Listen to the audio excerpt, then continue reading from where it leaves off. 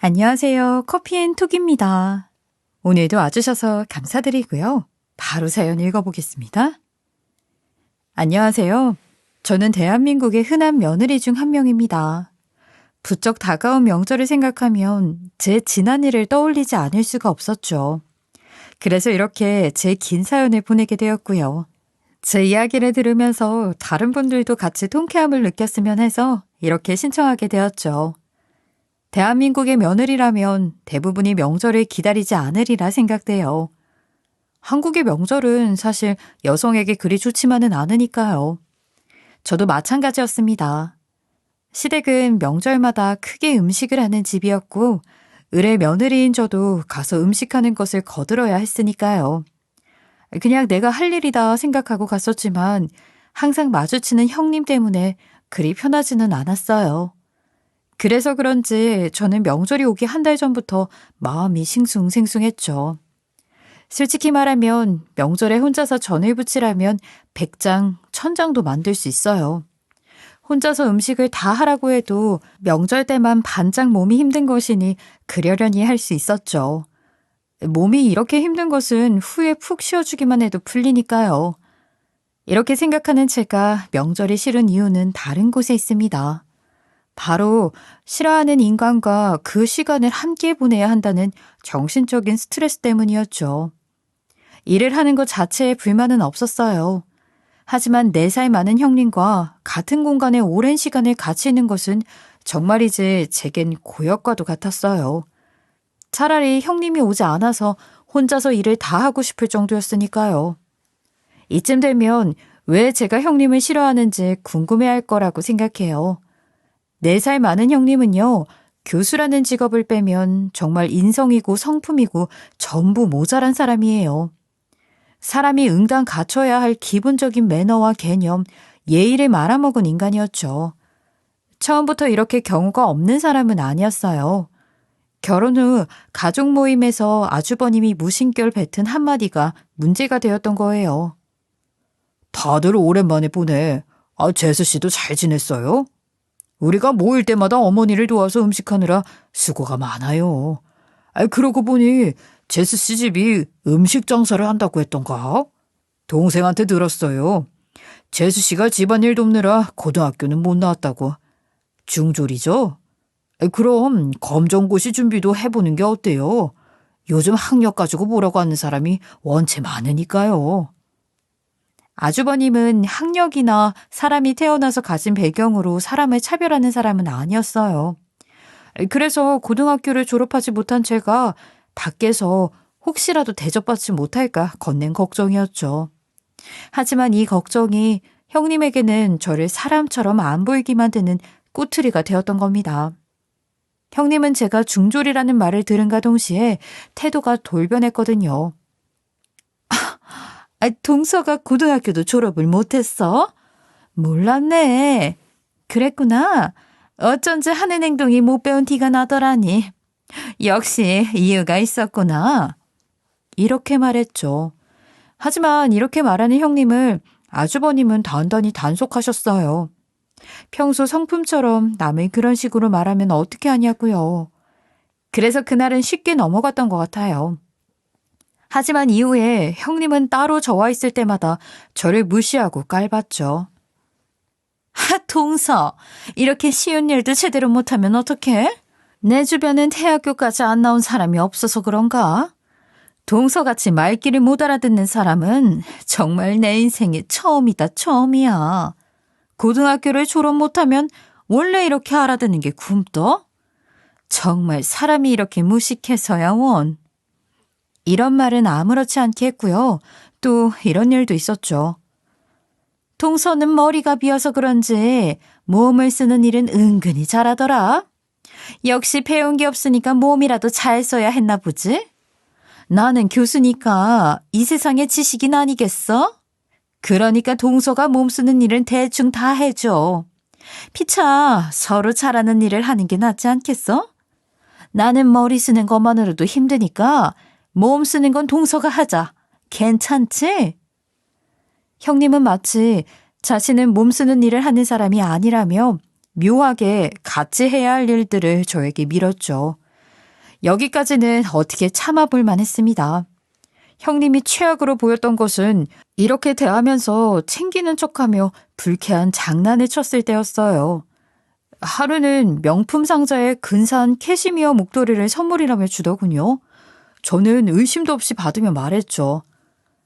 아니, 이런 걸 다 주시고 그냥 어머님이나 형님 식구에게 줘도 되는걸요.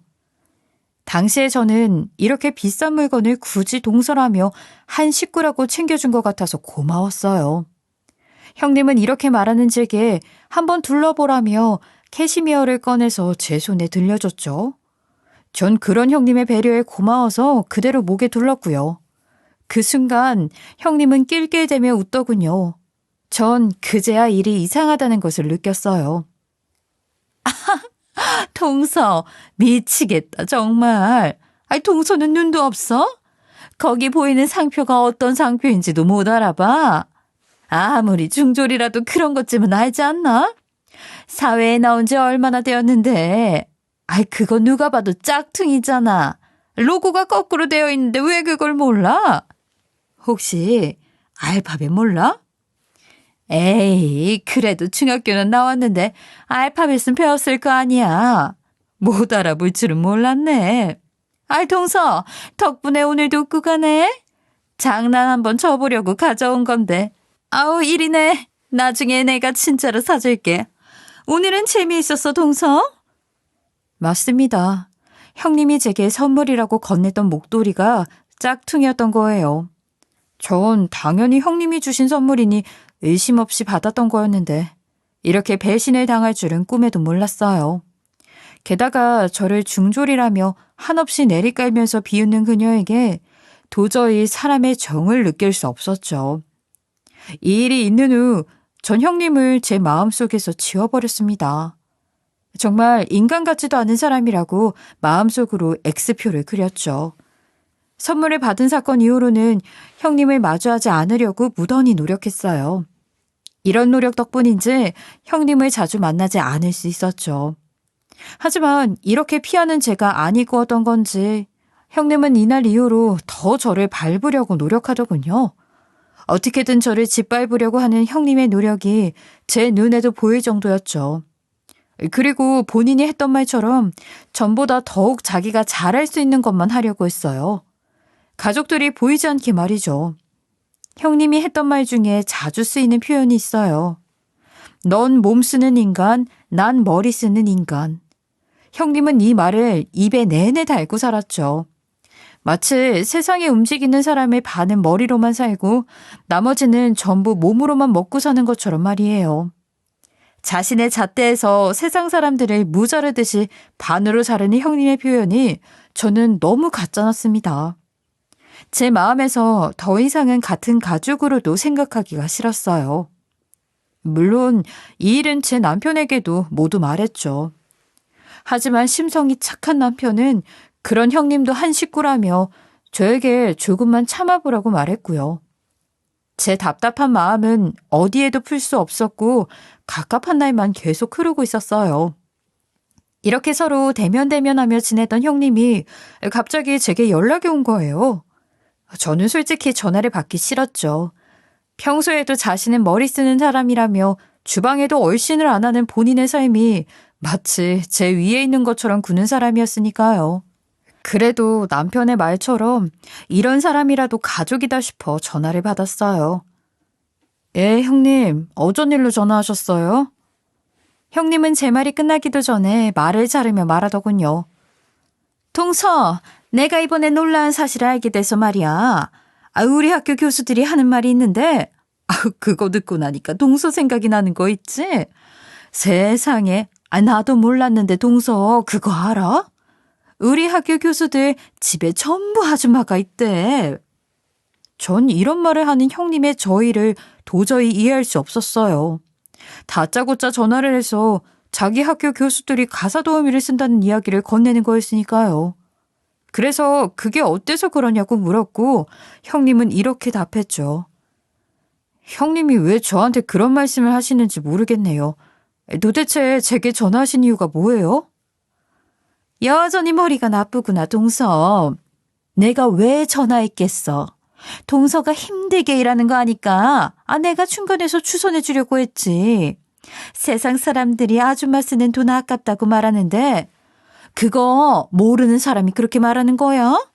왜냐면 이런 씀씀이에서 인생이 갈리는 거거든. 아니, 머리를 쓰는 사람은 집에 가면 편히 쉬어야 하는데 왜 몸을 움직이겠어?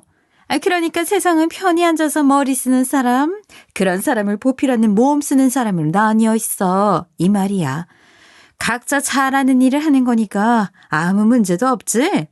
그러니까 동서도 일자리 필요하면 말해. 내가 목 좋은 자리 알아봐 줄게. 부끄러워하지 말고, 알겠지? 동서는 몸 쓰는 일 엄청 잘하잖아. 전 이런 형님에게 더 정나미가 떨어졌습니다. 세상에 어느 형님이 동서에게 허드렛 일을 제안하나요?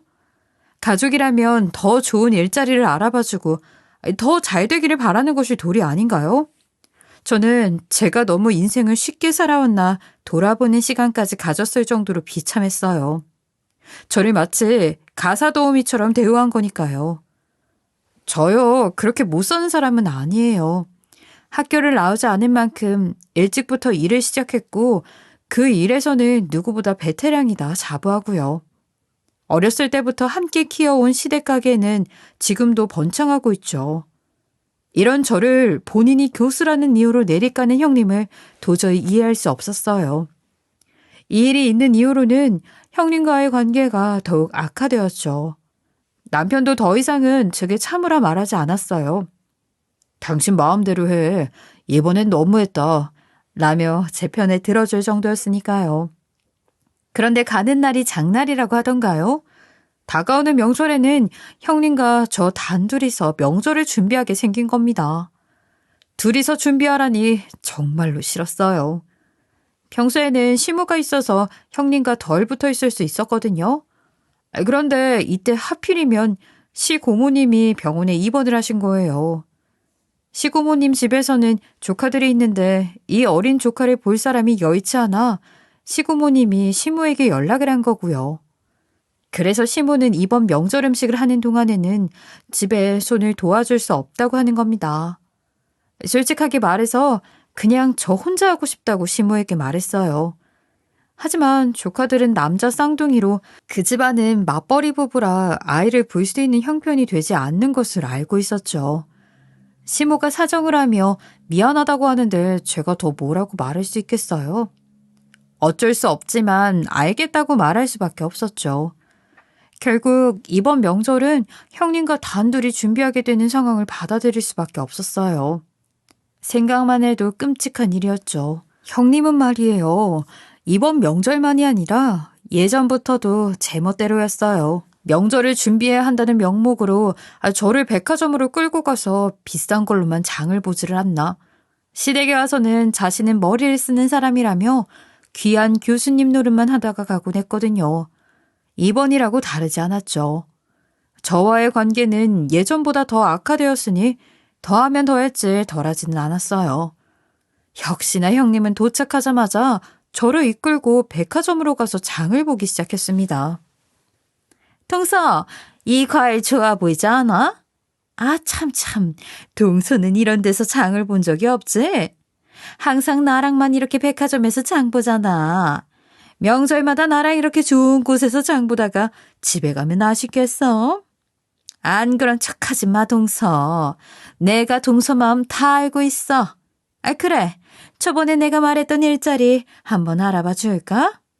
동서라면 돈 많이 벌 수 있을걸? 형님은 장 볼 때부터 자기가 우위에 있다는 듯이 항상 백화점에 절 끌고 왔었죠. 저도 그 사실을 모르지 않았고요. 형님이 담은 브랜드는 평소에 제가 담지 않은 것들로 가득했어요. 유기농이며 외국 브랜드만 죄 골라서 담는 형님은 저에게 마치 넌 이런 거 못 먹지? 라는 표정으로 바라봤죠. 솔직히 그런 형님의 태도는 제겐 우스웠어요. 요즘 시대가 어떤 시대인데 인터넷에서 보면 없는 브랜드가 없잖아요. 마치 여기서만 살 수 있는 것처럼 구는 형님이 우습게 보였어요. 형님이 사는 브랜드는 제가 돈이 없어서 사지 않는 브랜드가 아니라 딱히 필요를 못 느끼기에 사지 않았던 것들이니까요. 본인만의 세상에서 본인만 아는 브랜드라 착각하고 있는 게 웃겼지만 입으로는 내뱉지 않았어요. 또 이 일로 괜히 시비가 붙긴 싫었으니까요. 그렇게 자기 말만 하던 형님은 갑자기 한쪽 코너로 무작정 걸어가더니 호들갑을 떨면서 다시 제게 오는 거예요. 그러면서 제 팔을 잡고 이쪽으로 오라면서 끌고 갔죠. 거기에는 치즈들이 한가득 있었어요. 형님은 그 치즈 중 하나를 잡으며 이렇게 말하더군요. 동서, 이 치즈 혹시 알아? 왜? 내가 예전에 프랑스에 놀러 간 적 있잖아? 그때 파리에도 잠시 있었는데 그때 먹은 치즈 브랜드야. 이거 엄청 맛있는 거거든? 동서는 이거 본 적 없어? 이거 되게 유명한 브랜드인데. 이거 브랜드 한번 읽어볼래? 대뜸 자기가 여행했던 이야기를 말하면서 치즈의 브랜드를 읽어보라고 제 쪽으로 치즈를 내밀었죠. 저는 그 브랜드가 어떻게 읽는 건지 몰랐어요. 평소에 치즈를 즐기지도 않는데 알 필요도 없었고요. 그래서 그냥 묵묵히 서 있었죠. 형님은 그런 제 모습에 마치 이런 사람은 처음 본다는 듯이 말하더군요. 이것도 못 읽어? 동서, 혹시 그 문맹 아니야? 진짜 중학교는 나온 거 맞아? 심각한데 이 정도면? 이거 그냥 웃어넘길 일이 아니야. 동서 진짜 내가 학원이라도 좀 알아봐 줄까? 지금 동서 상태면 어디 학원이라도 좀 다녀야 돼. 이렇게 아무것도 모르면 세상을 어떻게 살아? 전 그런 형님의 반응에도 무뚝뚝하게 있었어요. 형님이 그런 말을 하든지 말든지 형님의 말을 듣는 둥 마는 둥 하며 다른 코너로 걸어갔죠. 그런 제 모습을 보고 형님은 더 웃기다듯이 말했어요. 아니 동서, 진짜로 심각한 거라니까? 이런 것도 모르면 어떻게 요리를 하고 살아? 동서, 어렸을 때부터 음식했다며. 이렇게 아무것도 모르는데 그 가게 잘 돌아가고 있는 건 맞지? 요즘은 트렌드에 안 맞으면 바로 망해. 내가 정말 걱정돼서 하는 말이야. 잘 새겨들어. 그런 형님에게 저는 더 이상의 반응을 해주고 싶지 않았어요. 여기서 제가 주눅든 모습을 보이면 그걸로 더 말을 이을 게 분명했으니까요. 이렇게 장을 보는 내내 옆에서 비아냥거리는 형님을 정말 때리고 싶었어요. 이 사람이 제 형님만 아니었다면 몇 대 때리고 남았을 겁니다. 정말로요. 그렇게 전 형님의 말을 한 귀로 듣고 흘리면서 어찌어찌 끝까지 장을 봤어요. 집에 가는 길에도 내내 형님의 입은 멈출 줄을 몰랐죠. 아까 있었던 일을 계속 말하면서 저를 내리깔기 바빴어요. 그 이상은 저도 못 참아서 소리를 꽥 질렀습니다. 그깟 영어 하나 못 읽었다는 사실로 계속 저를 괴롭히는 형님을 더는 두고 볼 수 없었거든요. 형님, 제가 지금 운전하고 있잖아요. 제발 그만 그 입 좀 다물고 있으면 안 되겠어요? 제가 정신이 없어서 사고라도 날 것 같아서 그래요. 제발 좀 그만하세요. 제가 화가 나 소리치는 것에도 형님은 재미있는 구경을 했다는 듯이 웃으며 신경도 안 쓰더군요. 이런 사람과 심호 없이 명절 준비를 해야 한다니 벌써부터 숨이 턱턱 막혀왔죠. 그렇게 도착한 집에서 형님은 결국 손 하나를 까딱하지 않더군요. 그런 형님의 태도는 늘 같았기에 저도 더 이상 말 섞지 않아도 되겠다 싶어서 혼자서 음식을 시작했어요. 물론 몸을 쓰는 일은 전부 내 일이 되어 있었죠. 저는 차라리 이게 낫겠다 싶어서 아무런 말도 하지 않고 조용히 음식을 했어요. 속으로 명절 음식만 끝내고 보자고 다짐하면서요. 그래도 참 다행이라고 생각하는 것이 시모가 이런 형님의 태도를 다 알고 있다는 것입니다. 처음에는 겉으로는 보이지 않으니 시모가 형님의 이런 태도를 모른다고 생각했었어요. 하지만 가만히 옆에서 지켜보니 항상 요리를 제가 하고 있다는 것을 다 알고 있는 눈치더군요. 그래서 이번에 저희에게 명절 음식을 맡기고 갔을 때도 이렇게 말했고요. 예, 명절에는 다 같이 음식하는 거다. 제 아무리 형님이라도 살림은 네가 한 수 위 아니냐. 나도 먹어보면 어느 게 맛있는지 다 안다. 내 입이 바보도 아니고 그걸 모르겠어? 이제는 작은 애, 네가 한 게 내 것보다 더 맛이더구나. 그러니까 네가 주도해서 네 형님이 잔깨 부리고 놀지 않게 잘 가르쳐 놔라. 혹시라도 네가 없는 명절이 있으면 죄라도 써먹어야 될 거 아니냐. 아니면 다 늙은 내가 혼자서 다 하리? 작은 애, 내 말 무슨 뜻인지 알지? 그럼 갔다 올 때까지 잘 부탁하마. 시모도 다 알고 있었던 거죠. 제가 지금까지 혼자서 음식을 했던 것을요. 왜 모르겠어요. 음식이라는 것이 사람 손마다 다 맛이 다른데 그걸 모르는 형님은 그저 모른 척하며 듣고만 있더군요. 시모는 마지막까지 일부러 형님 앞에서도 잘 배우라며 한 번 더 강조했어요. 큰애, 너 내가 한 말 잘 들은 거 맞니? 왜 대답이 없어? 이렇게 말하는 시모의 말에도 형님은 이렇게 대꾸했고요. 어머님, 저 요리는 정말 못해요. 제가 하는 일도 아니고요. 요리는 더 잘하는 사람이 해야 먹을 수는 있지 않겠어요? 그러니까 그냥 동서 옆에서 보조만 잘하고 있을게요. 형님의 태도가 마음에 들지 않았는지 시모는 마지막으로 나가기 전까지 이렇게 말했죠. 내가 다녀와서 크네. 네가 만든 것까지 다 맛볼 거야. 내가 하는 말이 무슨 말인지 알지? 내가 아무리 눈을 감고 있다고 해도 전부 모르지는 않는다. 내 말 명심하고 이번 명절에는 무슨 일이 있더라도 네 동서랑 같이 배워서 열심히 준비해놔라. 이 시험이 말을 무시하는 건 아니겠지? 다녀와서 보자. 시모는 돌아와서 제가 한 음식과 형님이 한 음식을 함께 맛보겠다며 형님에게 경고하고 나갔죠. 하지만 형님은 장을 보고 돌아온 내내 요리는 자신의 일이 아니라며 내팽개치고 있는 상황이고요. 그렇게 시작한 요리는 거의 끝을 보고 있었어요. 저는 시모가 시고모님 집으로 가기 전에 말했던 것을 떠올리며 그래도 시모가 하는 말인데 같이 하는 요리가 하나는 있어야지 싶었어요. 그래서 놀고 있던 형님에게 말했습니다. 형님, 아무리 요리는 형님 일이 아니더라도 하나는 같이 해야 하지 않겠어요? 어머님이 와서 먹어보신다고 하셨잖아요. 그러니까 이쪽으로 와서 부침개만이라도 같이 해요. 형님은 어떻게 느꼈는지 모르겠지만 사실 시모가 말을 했을 때 굉장히 진지한 표정을 하셨거든요. 이번에는 잘못 걸리면 안 된다는 느낌이 들었기에 형님을 타일렀습니다. 만약이라도 혼자서 다 한 것을 알면 연대 책임이라며 저도 혼날 줄 몰랐으니까요. 하지만 이런 저의 말에 형님은 갑자기 불쑥 일어나더니 자기 가방을 가지고 다시 앉더군요.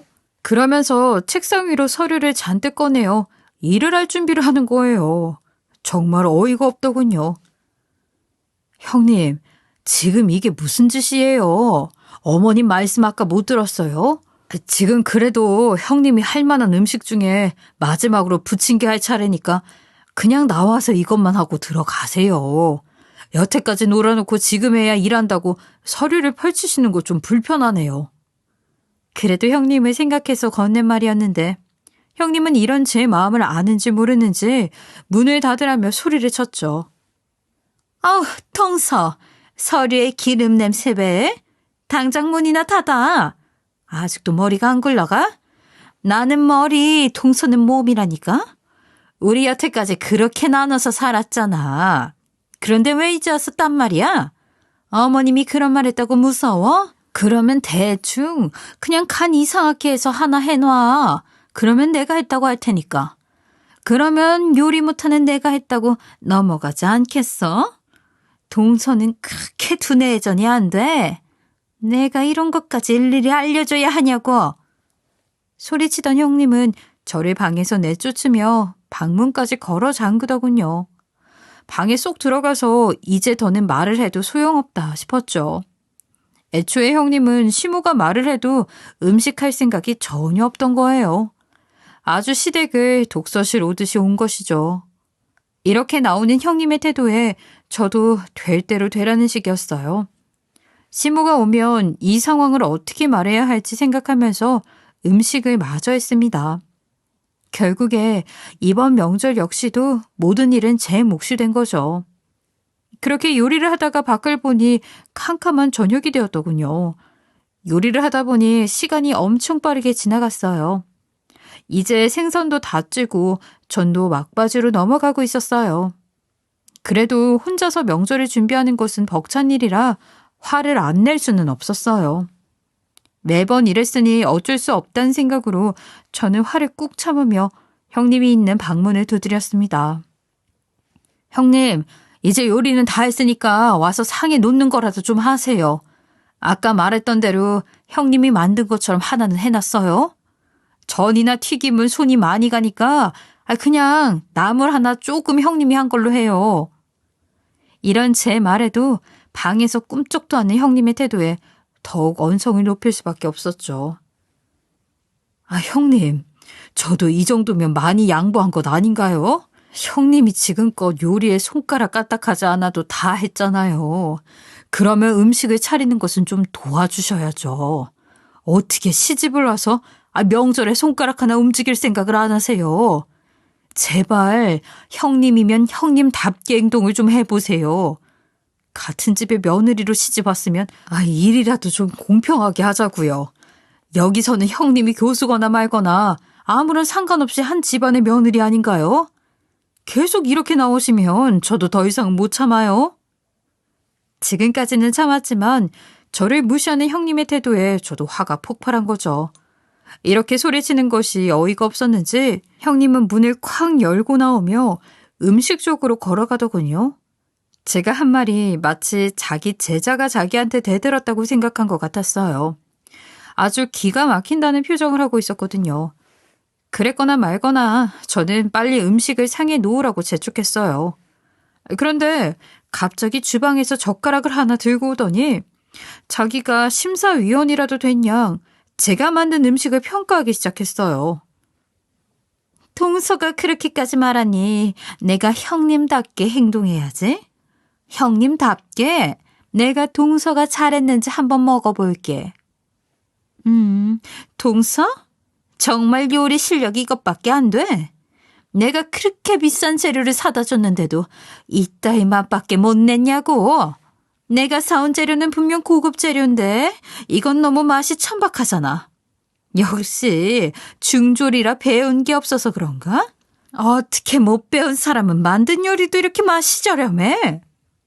매번 명절마다 내가 만든 요리를 엄청 잘 먹어놓고서 이렇게 말하는 게 너무나 우스웠어요. 그러나 형님은 거기서 그치지 않고 부침개를 먹으며 이렇게 말을 이어갔죠. 부침개에서는 품격이란 것도 안 느껴지네. 동서는 밖에서 전 전문점도 안 다녀봤어? 요리를 한다는 사람이 시장 조사도 안 하니까 이렇게 요리에서 저렴함이 느껴지지.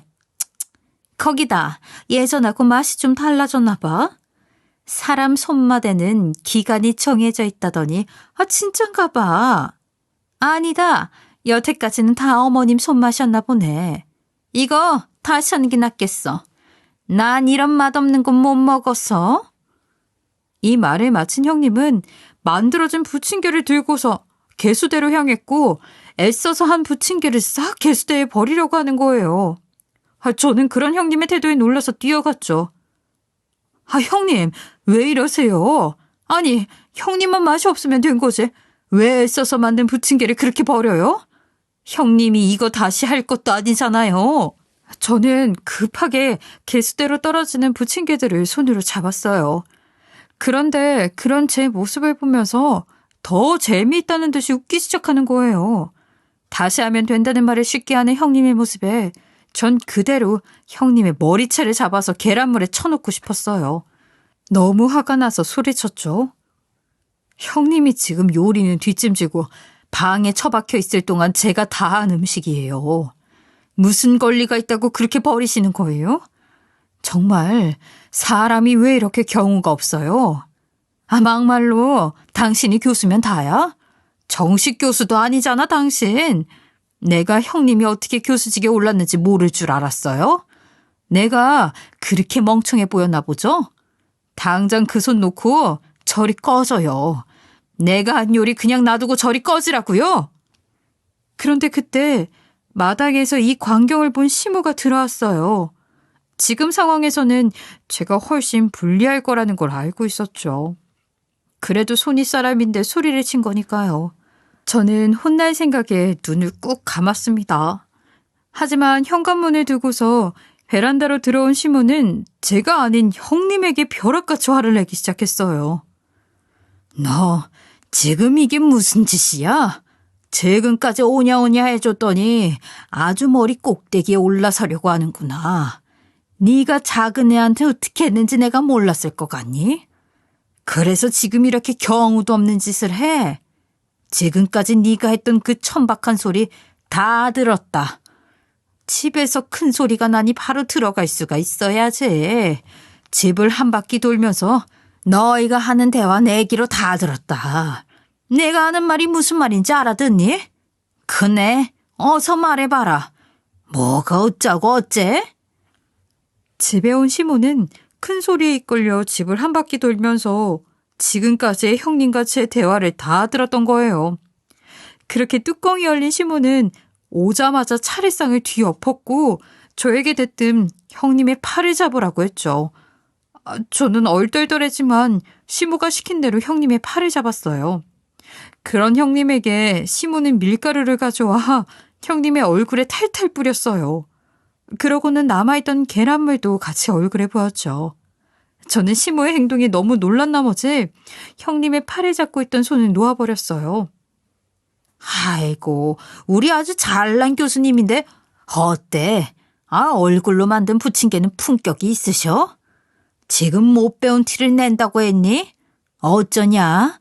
네가 그렇게 무시하는 나도 중졸인데 지금까지 내가 했던 음식이 아주 역겨웠겠어. 맛도 없고 품격도 없어서. 왜? 지금 이거 싹 갖다 버릴까? 그래. 내가 부침개도 못하는 너 같은 멍청이한테 특별히 중졸 둘이서 알려주마. 어디서 사람을 한낱 잣대로 파악하고 무시해? 너 따위가 감히. 넌 몸으로 하는 일은 못한다고 했으니 이제라도 몸으로 익히고 배워라. 지금 네 꼴을 보고 반죽이라고 하는 거다. 형님은 덜덜 떨면서 시모에게 한 번만 봐달라고 싹싹 빌더군요. 어머님, 제가 한 말이 그게 아니라 정말 제 말은 그런 의미가 아니었어요. 한 번만 용서해 주세요. 이제 앞으로 잘할게요. 제가 잘못했어요. 동서도 미안해. 내가 생각이 짧았어. 그렇게 무시하는 게 아닌데 너무 미안하다. 어머님, 한 번만 봐주세요. 제발요. 그런 형님의 말에도 시모는 화가 누그러지지가 않았는지 형님에게 소리를 쳤죠. 내가 너를 처음 보고 작은 애가 들어왔을 때부터 네 행동이 눈에 들어왔어. 그렇게 사람이 배운 것, 가진 것으로 판단하려는 네 작은 머리통을 확 주워받고 싶었던 적이 한두 번이 아니야. 그런데도 내가 참았던 것은 그래도 사람이라면 나아지겠지 싶었다 난. 내 자식들을 그렇게 남을 판단하는 사람으로 키우지 않았거든. 그러니까 너도 내 아들 옆에 있으면서 많이 배울 수 있을 거라고 생각했어. 그 잘난 교수님이라는 직함도 가지고 있으니 더 빨리 이해하겠지 싶었다. 그래서 작은 애가 고생하는 것을 알면서도 눈을 감고 있었지. 그런데 지금 보니 넌 고쳐서 쓸 애가 아니구나. 아주 심성이 못돼 처먹었어. 그래, 네 입장에서는 중졸인 나도 꼴도 보기 싫었을 거 아니냐? 보기 싫은 시모가 있는 집에 와서 어쩌냐? 왜? 우리 애랑 이혼이라도 하지 그래? 수준도 안 맞는데. 시모는 단단히 화가 났는지 아주버님과 형님의 이혼까지 이야기하면서 말하더군요. 저는 그런 말을 듣는 형님이 당연하다는 생각과 한편으로는 안쓰럽게 보인다는 생각을 했어요. 형님도 사람인데 이렇게까지 하면 알아들었을 거라는 생각을 했죠. 그래서 시모를 말렸습니다. 어머님 그만하시죠. 형님도 그러고 싶어서 그랬겠어요. 그저 본인이 볼 수 있었던 시야가 좁았던 거죠. 이제 어머님 말 듣고 형님도 변할 거예요. 안 그래요, 형님? 어서 일어나서 씻으세요. 아주버님이랑 남편 오기 전에요. 이런 제 행동에 형님은 분함을 느꼈는지 얼굴이 빨개져서 그대로 욕실로 들어가더군요. 그러고는 샤워를 하는지 물소리가 들렸고요. 작게 우는 소리가 들리는 것도 같았지만 무시했습니다. 그렇게 형님을 보고 서 있으니 시모가 작은 목소리로 제게 말하더군요. 아이고, 너도 고생 많았다, 작은애. 내가 언젠가는 큰애 버릇을 단단히 고치려고 했어. 그런데 밖에서 듣다 보니 마음이 착잡하더구나. 큰애가 너에게 그렇게 중졸이라며 무시하고 있을 줄은 몰랐다. 쟤도 참 멍청한 거지. 자기 시모도 뻔히 중졸임을 아는데 말이야. 이번 일은 나도 큰애 용서 못한다. 이참에 버릇을 단단히 들여놔야겠어. 그런 시모의 말에 저는 작게 웃으면서 알겠다고 말했어요. 형님이 했던 말 중에서 중졸이라는 단어는 시모에게 큰 상처가 될 수 있었던 단어였던 거예요. 저에게도 그랬으니까요.